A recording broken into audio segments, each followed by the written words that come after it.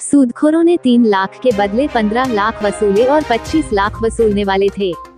VD cloth market के एक कपड़ा व्यापारी को सूदखोरों ने अपने मकड़जाल में फांस लिया। वो व्यापारी को अयाशी कारने इंदौर के माया होम में ले गए और 3 लाख रुपए खर्च करवा दिए। इस रकम को चुकाने के लिए वह 10 से लेकर 20% ब्याज पर उसे रुपए दिलाते रहे और 15 लाख से ज्यादा रुपए लेने के बाद भी 25 लाख रुपए बकाया बताते रहे। ब्याजखोरी की दलदल में फंसे व्यापारी का यह राज ही रहता अगर वह खुदकुशी की कोशिश नहीं करता। समय रहते परिजन फंदे से उतारकर व्यापारी को लेकर चिमनगंज पहुंचे और रिपोर्ट दर्ज कराई। दरअसल विक्रमादित्य क्लॉथ मार्केट में खुशबू क्लॉथ स्टोर्स का संचालन करने वाले जय बालानी ने मंगलवार को खुदकुशी की कोशिश की थी। बालानी ने परिजनों को बताया कि 3 साल पहले उसे हितेश सेठिया उर्फ और विवेक सोनी इंदौर के माय होम ले गए थे। तीनों ने यहां मौज मस्ती की और इसका खर्च 3 लाख रुपए आया। इस राशि को चुकाने के लिए हितेश और विवेक सोनी ने उसे 20% ब्याज पर रुपया दिलाया। 20% दर पर रुपए देने वाले को कर्ज चुकाने के लिए इन्होंने फिर दूसरे से कर्ज दिलाया। इस तरह 3 साल से राशि चुकाने का यह सिलसिला चल रहा है। अभी तक वह 15 लाख की राशि दे चुका है। बावजूद इसके हितेश सेठिया और विवेक सोनी 25 लाख रुपए बकाया बता रहे हैं। रुपए नहीं चुकाने पर वह घर में घुसकर गोली मारने की धमकी दे रहे हैं। इससे परेशान होकर वह खुदकुशी करने जा रहा था कि परिवार वालों ने उसे बचा लिया। जय बालानी ने बताया कि हितेश सेठिया और विवेक सोनी रुपयों की वसूली के लिए उसे धमका रहे हैं। वो मेरी दुकान में पार्टनरशिप डालने की बात कर रहे हैं और गोली मारने की धमकी दे रहे हैं। इससे डरकर वो खुदकुशी करने जा रहा था कि परिवार वालों ने उसे बचा लिया। बालानी ने चिमनगंज थाने में आवेदन दिया है। आपके साथ धोखाधड़ी हुई है, क्या है पूरा मामला? आज मैं थाने आए, क्या बताएं? 3 साल पहले मैं अंशुल की दुकान पर उनसे मिला था और उसके बाद हम लोग माय होम गए थे। उन्होंने 1.5 लाख रुपए वहाँ पे खर्चा किए थे। फिर उसके बाद उन्होंने मुझे 20% पे 3 लाख रुपए दिलवा के दिए। फिर वो 3 लाख से उन्होंने 3 लाख उतराने के लिए दूसरे से मेरे को और 2 लाख रुपए दिलवा के दिए। ऐसे करके उन्होंने मतलब बहुत सारे लोगों से मेरे को कर्जा दिलवा दिया। मतलब उनका उतराने के चक्कर में और 1 लाख और ऐसे करके और 1 लाख और ऐसे करके और 50,000 10% पे ऐसा करते करते 25 लाख होगा। उसके अलावा उन्होंने मुझे बीच में ये भी बोला कि अगर तू पैसे नहीं दे पाएगा तो तेरी दुकान के अंदर आधी पाती डाल देंगे, मतलब 50% की पाती डाल देंगे। और दिवाली के टाइम पे ये भी बोला गया था कि तू अगर पैसे नहीं दे पाएगा तो तुझे और तेरे भाई को गोली से मार देंगे। इस टाइप से सब कुछ बात तो कितना पैसा आप अभी तक दे चुके हैं उनको? मैं अभी तक उनको नहीं करके भी 15 से 16 लाख रुपए तक दे चुका हूँ, खाली ब्याज में। उसके बाद भी अभी 25 लाख रुपए और वो मांग रहे हैं। कौन कौन है आरोपी, क्या नाम है उनके? एक हितेश सेठिया, विवेक सोनी और बाकी उन्होंने जिनसे मुझे दिलवा के दिए हैं वो सब आज मेरे घर पे आके मेरे से कर्जा मांग रहे हैं। बाकी सब मतलब ऐसी धमकी भी दे के जा रहे हैं कि कुछ कर देंगे, ये हो जाएगा वो हो जाएगा। इसीलिए मैंने आज आत्महत्या करने की कोशिश की थी। कौन है जो आपको बंदूक की धमकी, गोली मारने की धमकी दे रहा है? वो हितेश सेठिया जी थे जिन्होंने मुझे बंदूक की नोक पे बोला था कि तू अगर कल तक पैसा नहीं दे पाया तो तुझे गोली मार देंगे, घर में घुस के तेरे घर में घुस के टेबल पे बैठ के तेरे को गोली मारेंगे। कितने समय से चल रहा है अभी तक? कितना?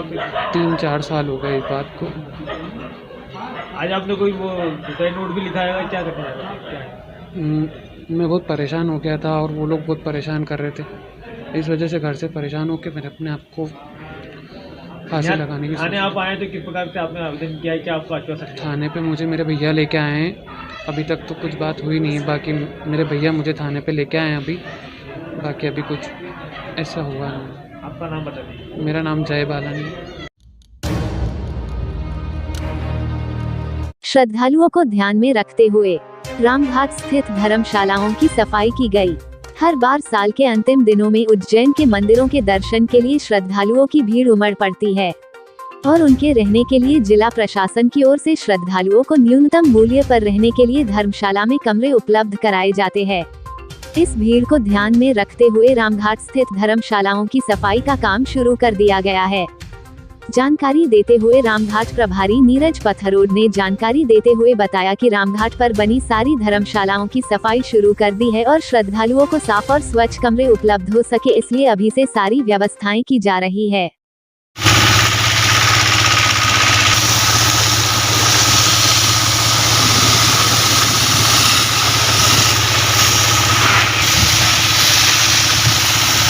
अभी आप जानते हैं कि नया साल आने वाला है, इसके लिए बाहर से काफ़ी लोग श्रद्धालु वगैरह जो महाकाल मंदिर और रामघाट स्नान के लिए आते हैं।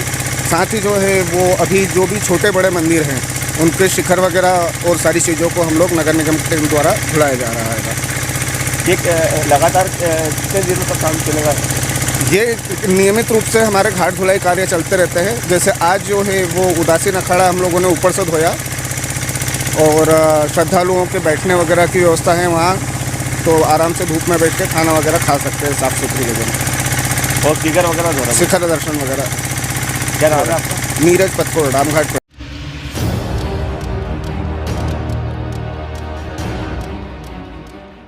महाकालेश्वर मंदिर में 5 दिनों तक बाबा के गर्भगृह में प्रवेश प्रतिबंध रहेगा। उज्जैन के विश्व प्रसिद्ध महाकालेश्वर मंदिर में दर्शन करने आने वाले श्रद्धालुओं को बाबा महाकाल के गर्भगृह में प्रवेश नहीं दिया जाएगा। दरअसल मामले को लेकर मंदिर प्रशासन का कहना है कि साल के अंतिम दिनों में महाकाल मंदिर में श्रद्धालुओं की भीड़ उमड़ पड़ती है, जिससे सभी श्रद्धालुओं को गर्भगृह से दर्शन करने में काफी समस्याओं का सामना करना पड़ता है और व्यवस्थाएं भी प्रभावित होती है। वही सहायक प्रशासक आरपी तिवारी का कहना है कि 30 दिसंबर से 3 जनवरी तक महाकाल मंदिर के गर्भगृह के साथ साथ नंदी हाल में भी श्रद्धालुओं के प्रवेश पर प्रतिबंध रहेगा।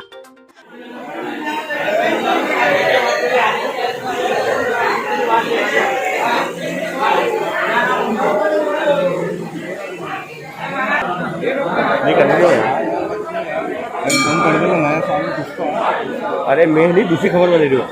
मंदिर समिति खुद 16 नहीं दे रही है। कोई चीज में वो नहीं हो रही है।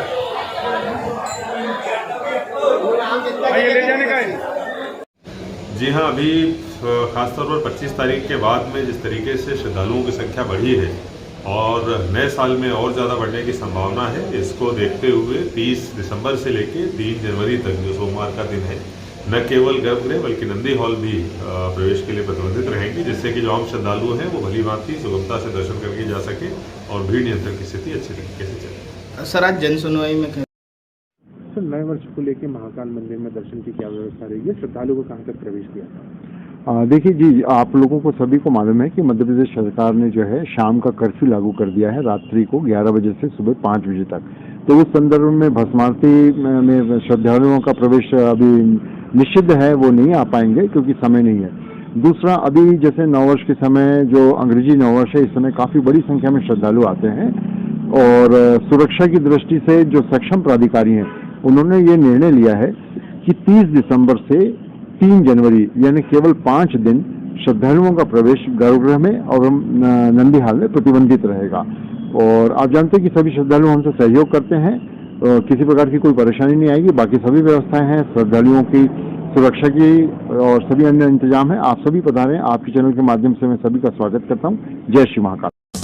देश विदेश गांव शहर सब पे नजर, सबकी खबर, नया रूप है नए है रंग, सबको समेटे अपने संग। आपका अपना शहर का सपना दैनिक अवंतिका, दैनिक अवंतिका, दैनिक अवंतिका।